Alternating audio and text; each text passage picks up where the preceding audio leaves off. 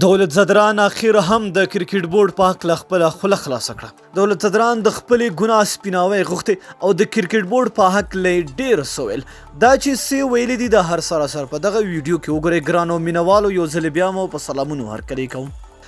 د افغانستان د کرکټ ملي لوبډلې چټک توپ اچوونکی دولت زدران له ځنډ وروسته د افغانستان د کرکټ بورډ له مسؤلینو سپیناوی غوښتی دی چې ولې او په کوم اساس هغه د ملي لوبډلې کینولی دی.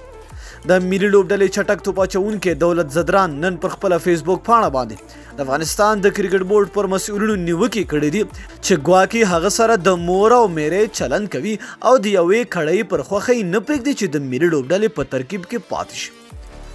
دولت زدران وایي چې نړیوال جام را په دې خوا د سلیکشن کمیټې له لوري په مکمل سیالیو کې برخه نه ده ورکړل شوې. د هغه پر وینا نوموړي سیالیو ته ښه برابر دی او د کرکټ بورډ چیرمن او اجرایه رئیس په خوښه هغه ملي لوبډلې ته نشي راتلی. دولت زدران وایي چې مسؤلین ورسره زیاتی کوي چې ښه مثال د زیمبابوې، بنګلادیش او ویسټ انډیز خلاف سیالۍ دي چې په یوې سیالۍ کې هم چانس نه دی ورکړی خو لا یې هم غږ نه دی پورته کړی. دولت زدران زیاتوي چې د سلیکشن کمیټې ورسره د نورو لوبغاړو په پرتله زیاتی پیل کړی دی چې دی هم د یو شمېر کړیو او مافیا ډلې په خوښه په ټیم کې نه لوبیږي او نور نه غواړي چې د مافیا ډلې ښکار شي.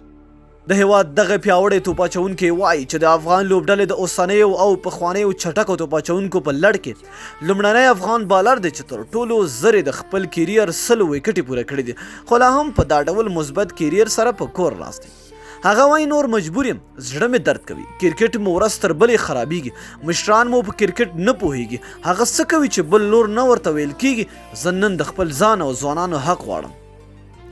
نوموړی ادعا کوي چې د کرکټ بورډ د سلیکشن کمیټې له لوري دا او نور لوبغاړي ورځ تر بلې په تمه کیږي خو لا هم مثبته نتیجه نشته او نور نه غواړي چې لا دا ډول سخت حالت سره مخ شي. دولت زدران ادعا کوي چې زموږ د سلیکشن کمیټې مشر د بل هیواد دی او هغه کرکټ بورډ ته په زاریو راځي نو څنګه به ښه انتخاب وکړي. نوموړی داسې ښکارېږي چې د کرکټ په کیریر کې له یو سخت حالت سره مخ شوی دی او ګیله کوي چې تر اوسه یې هیچا پوښتنه نه ده کړې.